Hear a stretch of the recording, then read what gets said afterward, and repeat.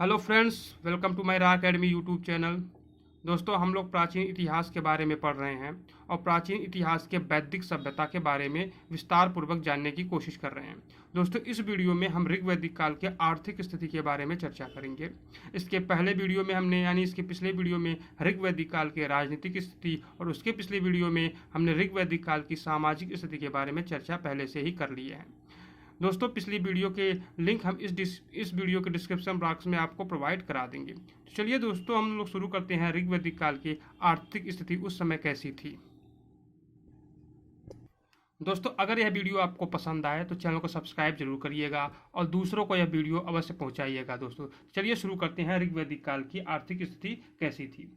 दोस्तों, ऋग वैदिक काल में पशुचारण ही उनका आजीविका का मुख्य साधन था। उनकी आजीविका का मुख्य साधन क्या था? तो पशुचारण था। पशुचारण पशुचारण ही उनकी आजीविका का मुख्य साधन था।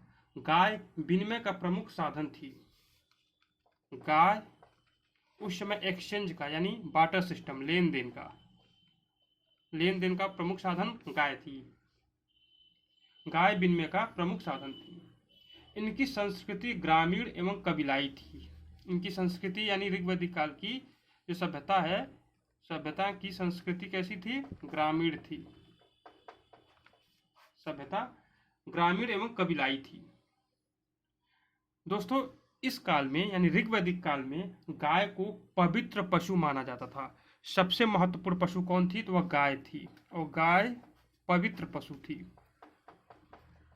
पवित्र गाय पवित्र पशु माना गया है। दोस्तों, आर्यों की ज्यादातर लड़ाइयां गायों को लेकर ही होती थी, क्योंकि गाय अर्थव्यवस्था का एक प्रमुख साधन थी। इसलिए गायों को लेकर के इनकी प्रमुख लड़ाइयां होती थी। ज्यादातर लड़ाइयां गायों को लेकर ही होती थी।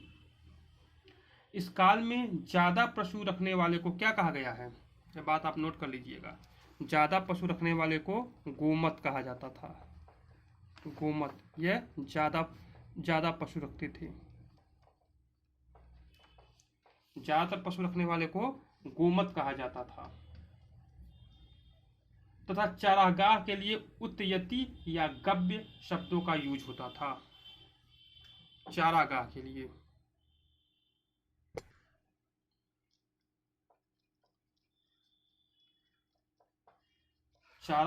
लिए उत्यति एवं गव्य शब्दों का यूज होता था। पुत्री को दुहिता कहा जाता था। दुहिता क्यों कहा जाता था? क्योंकि यह गाय को दूध दूहती थी। गाय की दूध कौन दूहती थी ज्यादातर? तो पुत्री दूहती थी। इसलिए पुत्रियों को पुत्री को दुहिता कहा जाता था। दुहिता इसलिए कहा जाता था कि पुत्री ही गाय की दूध निकालती थी। दोस्तों, आर्य समाज का ज्यादातर उपयोगी पशु कौन था? वह घोड़ा था। घोड़ा आर्य समाज का सबसे ज्यादा उपयोगी पशु था। घोड़े के अलावा भी जैसे बैल, बकरी, ऊंट एवं भैंसे भी थे, लेकिन सबसे ज्यादा उपयोगी पशु इनका घोड़ा था।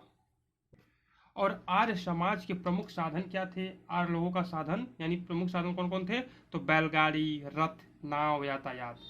आर्य समाज का प्रमुख साधन बैलगाड़ी से लोग बैलगाड़ी का यूज करते थे, रथ का यूज करते थे, नाव का काफी ज्यादा ये लोग यूज करते थे।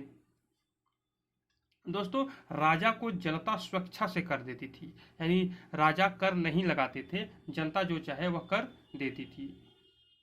और इनके घर जो है वो घास भूस या लकड़ी के बने होते थे। आर्य समाज के घर कैसे बने होते थे? वो लकड़ी यानी घास भूस के बने होते थे। ऋण लेने एवं देने की प्रथा प्रचलित थी, जिसे हम कुसीद कहा जाता था। कुसीद, ऋण लेने और देने की प्रथा को क्या कहा जाता था? कुसीद कहा जाता था। दोस्तों, आरंभ में अत्यंत सीमित व्यापार प्रथा का प्रचलन था। इस काल में शुरुआत में व्यापार जो था वह सीमित था और व्यापार विनिमय पद्धति पर बेस्ड था। दोस्तों, इस काल में यानी ऋग्वेद के चतुर्मंडल में कृषि संबंधी कार्य का वर्णन मिलता है। यह बात आप लोग नोट कर लीजिएगा। कृषि का वर्णन कृषि संबंधी बात कहाँ होती है, बात कहाँ लिखी है, यानी कृषि संबंधी कार्य, कृषि से संबंधित कार्य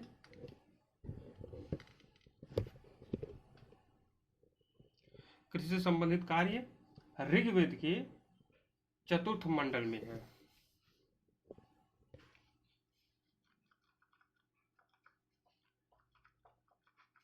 चतुर्थ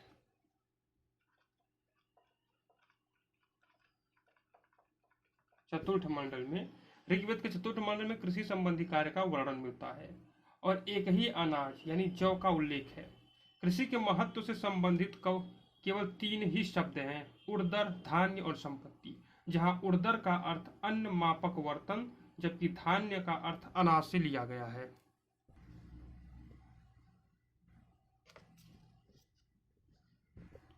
दोस्तों ऋग्वेद में बुनकर, चर्मकार, बढ़ई, कुम्हार आदि शिल्पियों के चर्चाएं होती हैं। और दोस्तों इस काल में सोना के लिए यानी ऋग्वेद में सोना के लिए हृदय शब्द मिलता है। कपास का उल्लेख कहीं नहीं किया गया है। दोस्तों व्यापार पर पढ़ी लोगों का अधिकार था। पढ़ी जो व्यापार करने वाले थे वह पढ़ी लोग थे। पढ़ी लोग का अधिकार व्यापार पर था। राजा को नियमित कर देने या भूराजस्व देने की प्रथा नहीं थी। राजा को सुरक्षा से भाग या नजराना दिया जाता था। पराजित कबीला भी विजयी राजा को भेंट देता था। अपने धन को राजा अपने अन्य साथियों के बीच बांटता था। दोस्तों ऋग्वेद में उल्लेखित धातुओं में सर्वप्रथम धातु अयस, जिसे तांबा या फिर कांसा कहा जाता, तांबा या फिर कांसा कहा जाता था, अयस था। वे सोना, हिरव्य या स्वर्ण इसको कहा जाता था। सोना को एग्जाम में पूछ सकता है हिरव्य क्या है, तो हिरव्य जो है वो ऋग्वेद में स्वर्ण एवं चांदी से भी परिचित थे। यानी ये लोग सोना से परिचित थे और चांदी से भी, लेकिन ऋग्वेद में लोहे का उल्लेख कहीं पर नहीं हुआ है। निष्क संभवतः सोने का आभूषण या मुद्रा था जो विनिमय के काम में भी आता था। निष्क एक शब्द है निष्क, और निष्क क्या है, यह सोने का आभूषण या मुद्रा था जो विनिमय के काम में भी आता था। दोस्तों कृषि की समस्त प्रक्रियाओं का उल्लेख शतपथ ब्राह्मण में मिलता है और ऋग्वेद और 10वें मंडल में, ऋग्वेद के प्रथम और 10वें मंडल में बुआई, जुताई, फसल की गहाई आदि का वर्णन है। ऋग्वेद में केवल जौ नामक अनाज का उल्लेख मिलता है और ऋग्वेद के चौथे मंडल में कृषि का वर्णन है। तो दोस्तों इस वीडियो में बस इतना ही। अगर यह वीडियो आपको पसंद आई हो तो चैनल को सब्सक्राइब जरूर करिएगा, वीडियो को लाइक करें और शेयर करें। और दोस्तों पिछली वीडियो के हम लिंक इस वीडियो के डिस्क्रिप्शन बॉक्स में आपको प्रोवाइड करा देंगे। तब तक के लिए दीजिए इजाज़त, हमें धन्यवाद।